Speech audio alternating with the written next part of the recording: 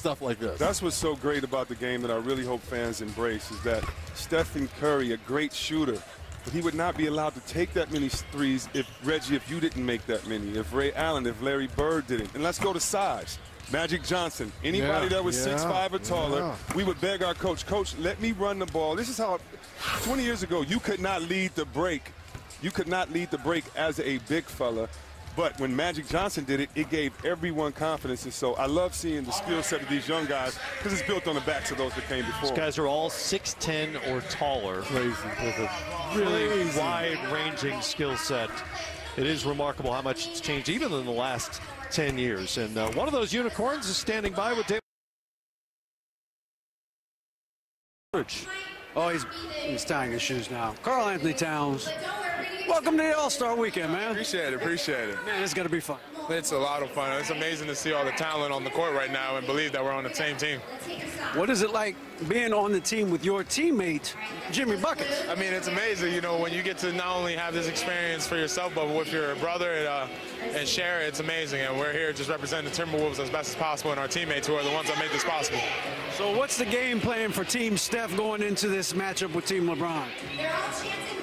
I mean, we got D'Antoni as our coach, so I guess we're going to just shoot a lot of threes. It's going to be a run-and-gun playground style. You go small ball with you at the 5, you're good with that? I'm fine, yeah, you know, I'm cool. I definitely could do that. I'll do that all game if I could. So we saw you the other night, comeback win over the Lakers to close the first half of the season. You guys are in a place you haven't been in the Western Conference playoff race, right in the middle of it. But you only have like 20 games left once we get back. So what's the most important thing to hit the ground running when you come back? We need to focus on not only making sure that we feel complacent, we need to go out there and continue to find ways to get better as a team, you know. We just can't be complacent. If we continue to find ways to grow as a team and get better so we can be the best team possible, if we're fortunate enough to be in the playoffs, and, you know, then we've done a great job this season and we felt very prepared going in. Yeah, thanks for your time, brother. Okay, thank you. All right, back to you, Matt. IDA, Karl Anthony Towns, first time NBA All-Star at the age of 22. First time the Timberwolves have had 2 All-Stars in the same year since 2004, which, by the way, was also the last time they made the postseason. That drought figures to end in April. Kevin Garnett and Sam Cassell. Sam I Am back in 04. It's such a tough place to play in the playoffs. It's cold, family, well, it's warmer there, but such a tough place to play in the playoffs when you have those fans in that building going crazy. That can be a very energetic place, and especially for a place that has a famine, seen a famine in making the playoffs. There's a generation of NBA fans out there who have not seen the team in the playoffs. There are a bunch of kids who are in like junior high now have never seen the team in the playoffs. Yeah, They're going to go crazy. The brass up there with Minnesota, Tom Thibodeau, that draft day move of bringing Jimmy Buckets, Butler, to the T-Wolves, because think about all C-Web, because you mentioned this a lot last season. All the close games the Timberwolves lost last season, inexperience. Wiggins, Karl Anthony Towns. Now you bring in Jimmy Buckets, a guy that's been deep in the playoffs, that's been an all-star, that's been established, that's been an Olympian. Now you have an identity. Now you have a go-to guy, and now you have a guy, along with Taj Gibson, with experience, that understands what it takes and the grind that it takes to win on a daily basis. And I love the fact that just as we talked about Oladipo's transition as a player from playing with Westbrook to see the next level to take it to, I think that Butler, who already admitted that Wiggins is the most athletic player he's seen, has seen the potential in Wiggins and says, I'm going to be a great influence on him too. So the young guys there have a veteran that really can help them learn. And it's going to be fun watching this team grow and develop as Thibodeau puts his stamp on his team. I also don't think you can underestimate the importance of Butler as a medium for Tom Thibodeau's message, having played for him and understanding what it takes. Not coincidentally, he leads the NBA in minutes played. Well, he needs to stop that. Yeah, he needs to stop that. You need to cut that back on these young guys, That's man. what saw what happened to Derrick Rose. That's not cool, nor is it needed. No, you have 12 guys on the team for a reason. All right, while this is happening out here, the Team LeBron Media Day is underway elsewhere here in the LA Convention Center. LeBron James is at the podium right now addressing the media. Yeah, let's go. Let's fire off. What were your thoughts when you heard what the Fox News anchor said about you? I actually laughed first when I first saw the reports, and then I watched the video and I saw exactly how it was put off. Well, first of all, I had no idea who she is or what she do until she won in that case, because now I know who she is. It's for her to go up there and say what she said. First of all, I mean, I would have had a little bit more respect for her if she would have actually wrote those words. She probably said it right off a teleprompter, but that's okay.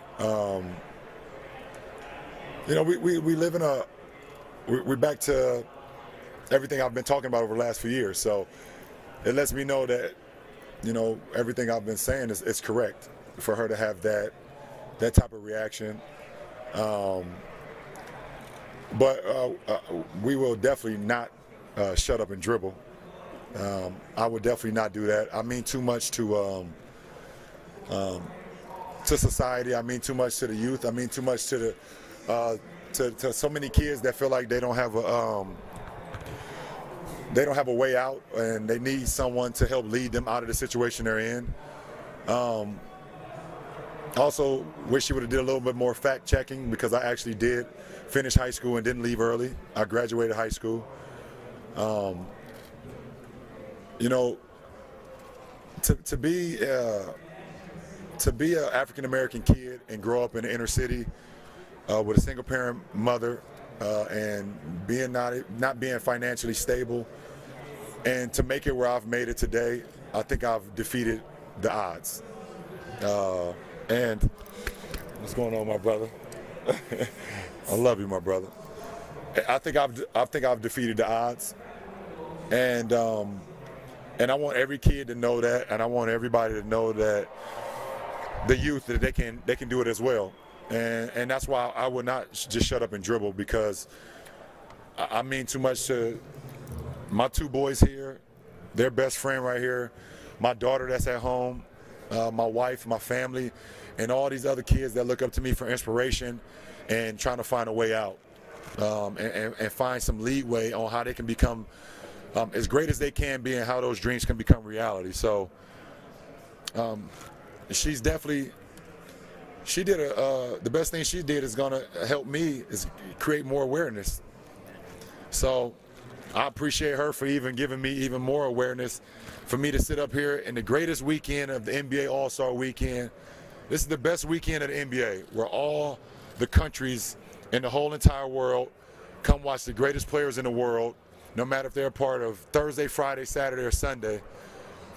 And I get to sit up here and talk about social injustice, equality, and why a woman on a certain network decided to tell me to shut up and dribble. So thank you, whatever her name is. I don't even know her name, but I appreciate. What is it?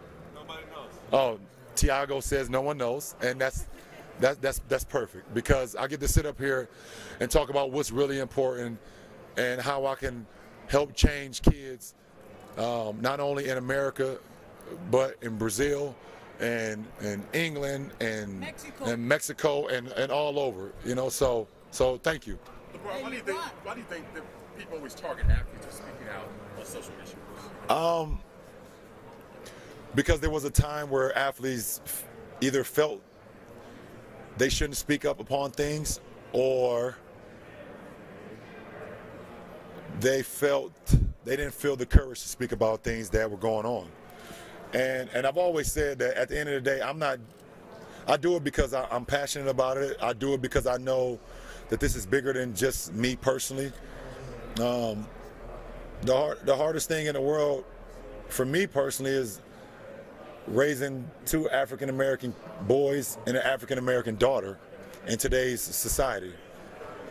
It's hard. And for me to sit up here as an athlete, and that's why I started the company I started in Uninterrupted, because I wanted athletes to feel like they had the power, they had the platform to speak about whatever they wanted to speak about, and not have it cut and diced and split into a soundbite, and people use it how they wanted to use it. That's exactly why I started it. And it could be as powerful as speaking about Trayvon Martin, or it could be as simple as saying what type of pair of socks that you're wearing this morning. That's why I started the platform that I started, and to have athletes feel empowered to speak about whatever they feel like they want to speak about. And because we have so many kids and so many people look up to us, to have that platform means everything to me. Hey, Mr. LeBron, Mr. LeBron, I've been waiting for you to talk to you. Mr. LeBron, for many years, I just want to say, Mr. LeBron, my perfect salad? Or you can get on uninterrupted and talk about your perfect salad. I don't know. I don't have a perfect salad. Just a lot of protein. I need protein. I need a vegetable. I need a fruit. Chinese chicken salad? That's cool, too. I'll take that, too. I'll take that, too. I'll take that as well. All right, LeBron, I appreciate it. You're not going to block me today, right? Can you talk a little bit about this game? And, you know, we are always wishing to have a competitive game. Talk about that and what do you think about it? I think, Tiago, I mean, at the end of the day, our game is so worldwide. And to have so many different competitors from all over the world is what makes our game beautiful. You know, you have different shapes and sizes and guys that's bigger, guys that's faster, guys that's, you know, smaller, but everybody is in our league for a reason and in our league to make an impact, and for us to compete against each other in the finals, for, you know, guys like Kevin Love and Oladipo and us to all be here at this juncture in life. I think that's what makes our sport that much more incredible. In Brazil, you have a big fans base, you know. Talk about your experience there and shoot out to Brazil. First of all, shout out to Brazil. I had an opportunity to be there, part of the NBA Global Games, and also be a part of the World Cup. And I've had a teammate for quite a long time with Anderson Varejao, and I've been there for the Olympics. So it's an unbelievable place, and I look forward to going back sometime. Thank you very much. Thank you, Tiago. It's LeBron James answering a question, I believe, from Tiago Splitter, former NBA player who's here at All-Star Weekend. What occurs to me watching that is just the incredible range of questions that you guys face as All-Stars, because you don't know what's coming. It could be Guillermo from the Jimmy Kimmel Show. I'm pretty sure that's who asked him about the salad. Or it could be something as profound as what he was reacting to earlier. Well, number one, kudos to you, LeBron James. Continue to let your voice be heard and to shine through, because you are doing so much good for a lot of the youth in America. And I just hearken to back what the former First Lady said. When they go low, we go high, C-Web. And you can't look, there's going to be haters in everything we do. But how you are touching the youth in America, we can have differences amongst your X's and O's, and that's our job, is to pinpoint what you're doing wrong on the court. But what you are doing off the court, brother, is fantastic. Continue to do that. He's a guy with all the money in the world. He could go away, he could retire right now, just go away and be selfish. Yeah. He cares about his community, and it's because of where he comes from. He talked about his mother, a single mother. He talks about his family, and for me, just, again, please just continue to do it, because you're right. You are important to society. A lot of kids do look up to you, and a lot of kids that come from where I come from need to know that a guy like you loves them and supports them and wishes them well, and that just helps. And so, again, kudos, continued success, and it's really cool, all these kids out here that you're impacting. It's also important to note that he doesn't dodge any of these topics. No. He meets them head on, always available. And even when whether it's basketball or something else, if it's a difficult topic, he's answering the question. When the Cavaliers are good, he's there. When the Cavaliers are bad, he's there. And also, too, this is just not an all-star or a very good player. We are talking about the face of the NBA for so many years. Very much the same way Michael Jordan was the face of a league. And he's front and center with these social issues. Right. And he's not dodging them. He's tackling them head on. And you are going to have detractors. And that's fine, because we live in America. People should not always have to agree with Chris Webber, Reggie Miller, Matt Weiner. Everyone should be able to voice that opinion. And what he is saying about the lady on the other network, that's fine, because she should have those opinions. And that's okay. he cannot come back and make it personal towards her. Right. If I was him, I would do all my information to know who she is. That's great. I don't know if have it's that great, opinion. Reg. I don't know if that's it's great. Great that she has that opinion because we live in America. But Reg, just because you can have an opinion, like you're talking about empathy. So it's not great to say, I can do everything I want to have the freedom of speech, or I have the freedom of will, and I can trip you. It's not. It's not good just to have an opposite opinion, to have an opposite opinion. Right. And when you're talking about children and helping, there should be nothing but empathy and sympathy. But she never mentioned Period. it. But she never mentioned the children. He is saying, this is what I have done. Yeah, that's what he's. So yeah, no, that's what I'm saying. Based off of what he's done for children, there is no conversation on the other side. Period. Well, clearly she did not do her homework because she does not know his resume. That's why she doesn't have the right to an opinion. That's why you cannot have just a. It's turned into America where I could just have an opposite opinion because it's my right. Yeah, it is your right. But let's do a little fact check. Yeah, think it through. Most Yeah. bothersome to me about what she said was the idea that anybody shouldn't be allowed to express his or her opinion on a topic as important as the stuff we're talking about. That's what she suggested. The whole shut up and dribble thing is. It goes back to the Jim Crow. It goes back to the Jim. So many Jim Crow. Oh, of course. The 40s and 50s. Be happy what we're giving you. Dance, sing, and do what we're giving you, and go in the corner and be quiet. And LeBron James is not going to be baby and be put in the corner. And by the way, I have friends. I have a friend that's a billionaire that didn't go to high school. I know many actors, that didn't go to college. I know actors and actresses that didn't go. And so as an athlete, you're always judged by that, not by how you're helping others, but did you go to 4 more years of school? Right. Well, that standard that she held it to is just, it makes no sense. It comes out of nowhere. That was her default. Well, that was a producer or director or someone. I don't know. You don't know. She could have written it herself. We don't really know. Yeah, I have no idea. Man, please. All right, I'm going to move on. Come on, man. Let's move on. Come on, man. We're in the three-point shootout. No, it's the half-court shot. The half-court shot. Team LeBron hit 12. Team Steph's running out of time. They've only got 6. Oh, my goodness. I took Team LeBron, though, unless these guys make 3 more. And then you took Team Steph. Right. And then maybe you went back. No, that was one more. Wait, if they make one, I took them. No, I didn't. No, they didn't. They got stuck on 7. Team LeBron wins. Wait, isn't this supposed to be the shooting team? Team Steph That's the idea, Team anyway. LeBron? Okay, it's confirmed. All right, I'm making it right now, C-Web. I'm going with Team LeBron. Great. Sunday. So I'm going with Team Steph. I'm going with Team LeBron. There we go. Based on the half-court shootout. Yes, based on that alone. I'm going to the Jimmy Butler interview with David Aldridge when he said we all are 0 for 4. All right, let's send it back to the media availability. Kevin Durant with Casey and Smitty. All right, Matt, thank you very much. You were talking about Team LeBron. We're here with the first overall pick in the new format. How about this new format, the excitement for it, and what about you and your teammates going back and forth because you're going to see the other 3? It's exciting. I mean, I think the whole deal with this thing is to recognize the great players that help the game and grow the game, and to be amongst those guys is a true honor, and to be the first pick in the first, player draft, as we should call it, is pretty cool as well. Would you like this draft to be, live? Oh, yeah, for sure. When, like Saturday or Sunday? I would like it to be right before the game. Yeah, right before the game. I want us to – it would be cool if we just pick teams right before the tip-off. That would be fun, too. But I know they got to get a lot of stuff together. Right. But it should be cool. I mean, I think the fans should see it. It's cool for the game. It brings a street ball feel to it. So it's definitely exciting to be here. The question I think most fans want to know, and I know we do cover it, do you think KD will be more competitive this way? Yeah, for sure. I mean, once guys just play defense, once we start playing defense, I think Coach Casey came in and told us, we should be competitive. We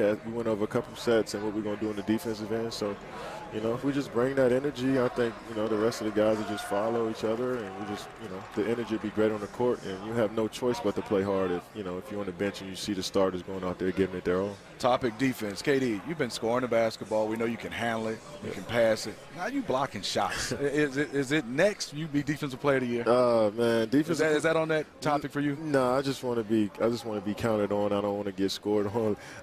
You know, I just don't want to get scored on. I don't want to get scored on. So that's my whole thing. I just want to, you know, do my best when I'm guarding guys, and whatever comes after that, it comes. But my main goal is to be the best defender I can each possession. Sometimes I'm good, sometimes I'm not. Sometimes I lose focus, but that's just the beauty of just trying to get better every single day. So we'll see what happens afterwards. You've been here many times before. This is the first time for you on a season where you're defending champ. Yeah. Has it felt different at all, kind of first half of the season for you this year? No, I mean, for me, it's just, you know, all the extra stuff really doesn't matter now. It's always about just playing ball for me. You know, I used to care about everything else, is, you know, that goes on top of playing ball. But I just want to get better. I want to go in the gym and work on my one dribble pull up. I want to get the Smitty, you know, half spin. I'm trying to add stuff to my game, so I don't really got time to focus on anything else when I'm just trying to get better. You know, everybody talks about Steph pregame routine, but KD, you spinning, you twirling, you're like a ballet. Tell me, why is, I know it's all in something that's the bigger picture, but kids want to know. I want to know. Oh, it's all balance, you know. I can, who knows, I might run through the lane and I might have to shoot off one leg or a fadeaway, and I just want to make sure I'm prepared for those situations if I have to use it. So that's why I jump on one leg. You never know, I got to use it sometimes. My right leg, I don't really shoot shots off just the right leg, but I may have to one time. So I just trying to get as prepared as I can get, and that stuff helps me with my balance, and there's also, you know, adds a little different flair to it as well. Every year is different. You guys have dealt with some injuries so far here, first half into the break. What's the sense of this team going into the break, and how good the rest might be for this group? Man, it's definitely good. I think rest is good for just about every player and every team at this point in the season. It's a long year, so it's cool that we get the break. But we're going to come out and just get better and practice hard and go through shoot-arounds hard and see what happens in the games, man. It's that simple for us. And, you know, guys, hopefully we all come back refreshed. So we got Steph back from injury early in the year. I was hurt a couple games. Draymond was out. So it's good that we got some games under our belt before the All-Star break. So when we come out of it, we should be fine. During this All-Star game, you got Steph, Clay, and Draymond on the other side. Yeah. What's been the talk about leading up to this? Just surprisingly, it hasn't been. So I know Draymond didn't bet you. I know that for sure. He hasn't been any trash talk, but he's one of those guys that once the lights come on, he's a different guy, you know. And so it should be fun. You know, I'm sure if we win, when we get back home, I won't be doing most of the trash talking. Whoever wins is going to do the trash talking for the rest of the year. All right, I know Reggie Miller has a question. Reg, go right ahead, man. KD, you guys are the defending champs. You guys are sitting in the catbird seat with 25-ish games left. Everyone seems that there are two meteors kind of heading towards one another. You guys and the Houston Rockets. Obviously, they picked up ISO Joe Johnson, Brandon Wright. I know everyone says, look, we worry just about ourselves, and rightfully so. Yeah. But in the corner of your eye, do you kind of see what Houston is doing and the potential of having a Western Conference clash? Of course, you have to. I mean, every player thinks about that. You know, they're one of the best teams in the league. They're tough to stop. They're hard to guard. They shoot threes, and you add CP to the mix, it just makes them even more scary. So, and you got ISO Joe, like you said, and Brandon Wright, another guy that can put pressure on the rim. So, of course we're looking at them. They're playing great basketball right now. So, you know, but you never know who you're going to play in the playoffs, man. So you got to be prepared for everybody. I think, you know, Minnesota, OKC, Denver, Portland, you know, all of those teams are getting better. So we got to focus on everybody. But Houston's a team that we look at and say, all right, this team right here can win the championship. C. Webb, I know you got one. Go ahead, man. Hey, KD, when you look at your team, you talked about constantly wanting to improve and what you work on in your game. I know that maybe turnovers has been a problem for you guys, maybe sometimes, but, you know, when you just look at yourself, you guys' team, what are the things that you guys need to work on for these next 25 games to hit the playoffs running? Yeah, we got to simplify. We got to be fundamental in our you know, movements and our